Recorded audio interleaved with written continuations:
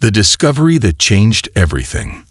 The galactic balance of power had always been dictated by one thing: technology.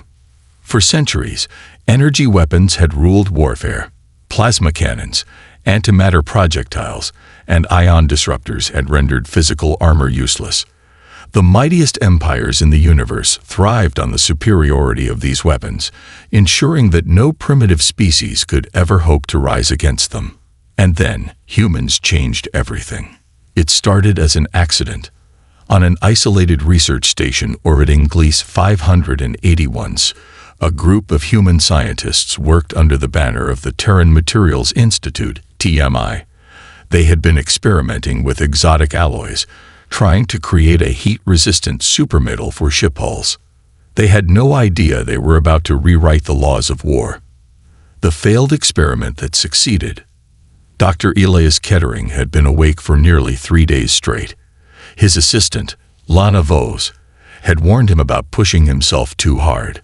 But Elias wasn't the kind of man who stopped when he was close to a breakthrough. "One more test," he muttered, staring at the small crucible in front of him. Inside, an unassuming metallic compound shimmered under the laboratory lights. The alloy was supposed to resist extreme temperatures, but so far, every formula had failed. With a deep breath, he activated the plasma torch, directing a concentrated blast of energy hotter than the surface of a star onto the metal. It should have vaporized instantly. Instead, nothing happened. The metal remained intact, untouched, as if the plasma had never even touched it. Lana blinked in shock. Did the torch malfunction? Elias checked the readouts. The plasma beam was operating at full intensity. That was impossible. "Lana," he said slowly, "increase the power."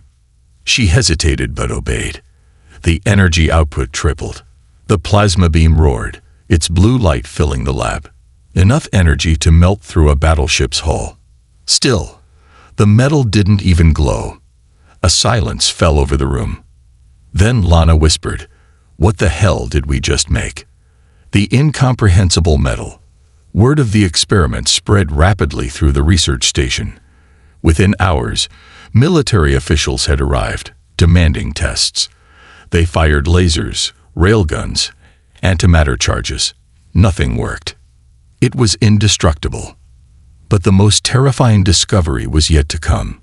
Elias placed the sample in a magnetic field generator, attempting to analyze its atomic structure. The machine's readings flatlined. The metal absorbed electromagnetic waves. That meant energy weapons were completely useless against it. No plasma cannons, ion disruptors, or laser rifles could harm anything coated in this material. This wasn't just a breakthrough. This was a weapon. The Terran military wasted no time. Within months, human warships were being reinforced with the new alloy, codenamed Azoth, the mythical universal solvent of ancient alchemy. And then the aliens found out. The panic in the Galactic Council. The Texantheri Dominion, one of the oldest and most powerful empires in the galaxy, was the first to hear of humanity's new discovery. Their intelligence operatives managed to smuggle out a small sample of Azoth to the Galactic Council. The moment it was tested, chaos erupted. For thousands of years, the great empires had ruled with energy weapons, secure in their dominance. Now, an upstart species from a backwater planet had created a material that made their entire military technology obsolete. "This is madness," High Chancellor Varel of the Texantheri bellowed. "If this is true, it means that human ships are invincible." Silence filled the chamber. A reptilian warlord from the Drask Coalition slammed his clawed fist onto the table. "Then we must destroy them now. If we wait, they will become unstoppable." Others muttered in agreement. The mere existence of Azoth was a direct threat to every galactic power. But Admiral Zinkar of the Velmera Union leaned back, tapping his fingers together thoughtfully. "No," he said, "we must first understand how they did it.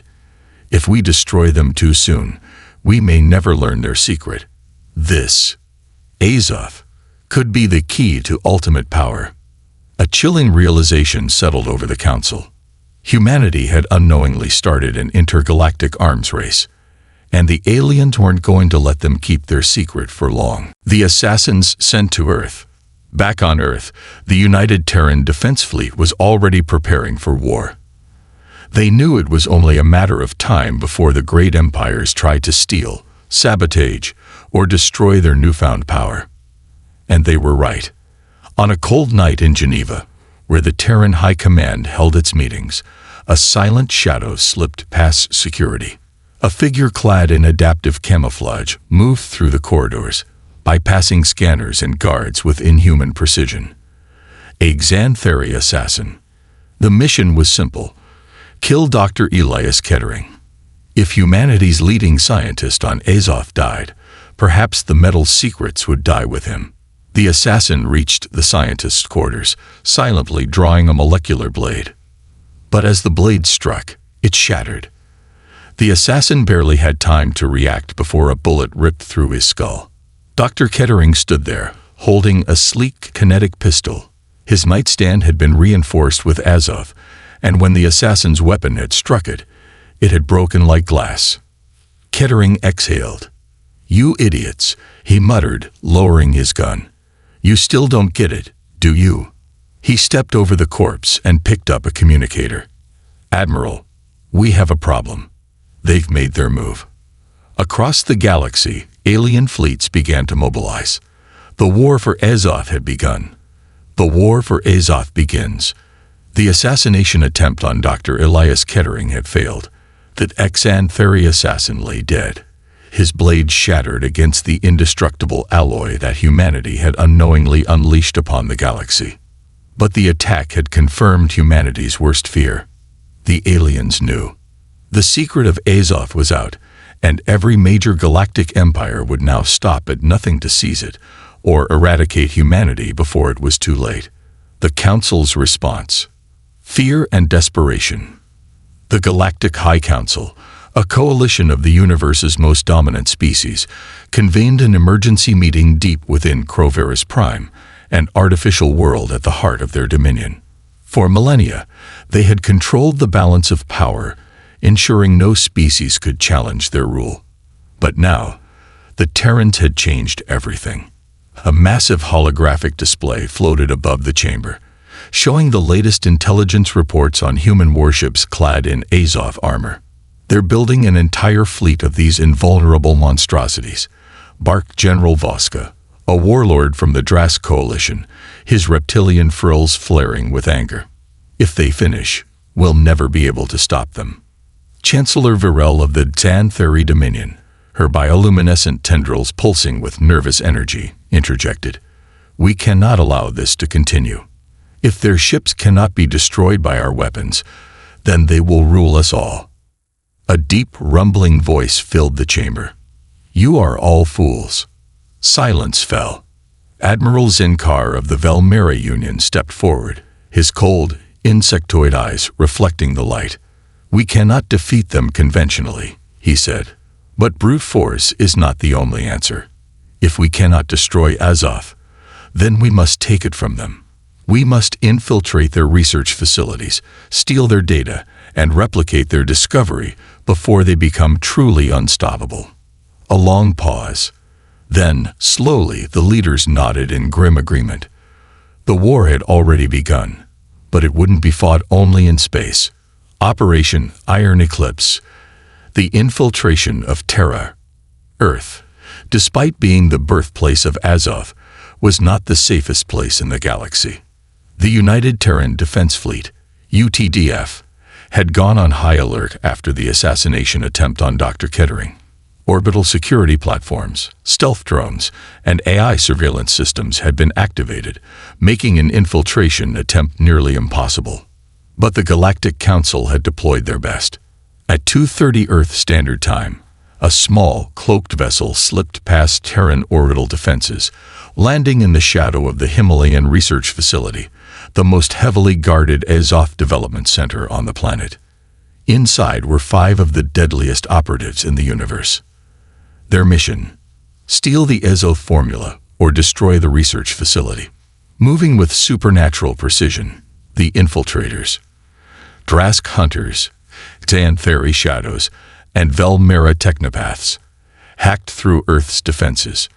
They eliminated security drones, bypassed biometric scanners, and infiltrated deep into the complex. They were close. So close. Then, they heard it. A voice. "You really thought we wouldn't see this coming." The lead operative turned, just in time to see a Terran soldier clad in advanced power armor leveling a weapon at his head. With a deafening crack, the first shot rang out. The trap is sprung. The first skirmish. The infiltrators had underestimated one crucial detail about humanity. They weren't just inventors of unbreakable metals. They were also warriors. The moment the first shot was fired, every door in the facility locked down. Automated turrets unfolded from the walls, spewing railgun rounds at hypersonic speeds. The infiltrators scrambled for cover as Terran soldiers emerged from hidden compartments, clad in the latest Azoth-reinforced armor. The Velmera technopath tried to hack into the facility's mainframe, only to scream in agony as the system overloaded his neural implants, frying his brain in an instant. The Drask hunter lunged at a Terran soldier, his claws slicing through the air, only to snap like twigs against the soldier's Azoth plating. Then came the counterattack. The Terrans moved with ruthless efficiency, their kinetic weapons shredding the infiltrators one by one. The battle lasted less than 5 minutes. As the last alien operative fell, gasping for breath, the lead Terran soldier crouched beside him. "You never had a chance," he said coldly. Then he pulled the trigger. The Galactic Council's last resort, the full-scale attack. News of the failed infiltration sent shockwaves through the Galactic Council. They had tried stealth. They had tried assassination. Both had failed. Now, they had only one option left: war. Massive fleet movements began across the galaxy. The Xanthari Dominion, the Drask Coalition, and the Velmera Union launched the largest military mobilization in recorded history. Thousands of warships, dozens of planetary invasion forces, and entire armadas set course for Sol system. They would strike Earth directly and wipe out the Azoth facilities before humanity could mass-produce the metal. But humanity was ready. The Battle of the Kuiper Belt, humanity's counterstrike. As the alien armada approached the outer edges of Sol system, they encountered something unexpected. Humanity had not been idle. Instead of waiting for the enemy to arrive, the UTDF had built fortified outposts and defensive positions across the Kuiper Belt. As the first alien warships breached the outer system, they were met with an unprecedented counterattack. Hundreds of Azoth-armored Terran warships emerged from concealed positions, their kinetic railguns and missile systems unleashing destruction. For the first time in galactic history, an alien fleet found itself on the defensive. The battle erupted into chaos. Laser beams and plasma cannons flashed uselessly against Azoth-plated warships, while Terran projectiles tore through enemy hulls like paper. The aliens panicked. Their weapons had no effect on the Terran fleet. Their losses mounted by the second. For the first time in recorded history, the great empires of the galaxy had met an enemy they couldn't overpower. And the war had only just begun. The wrath of Earth. The Battle of the Kuiper Belt was supposed to be an easy victory for the Galactic Council. They had gathered the largest invasion force in galactic history. Thousands of warships, elite soldiers, and devastating orbital weapons, all meant to wipe out Earth's defenses in a single swift strike. But the moment they arrived, everything fell apart. Their energy weapons, plasma cannons, laser batteries, ion lances, had been humanity's greatest weakness for centuries. But now, they were useless. Humanity had rewritten the laws of war with a single discovery: Azoth.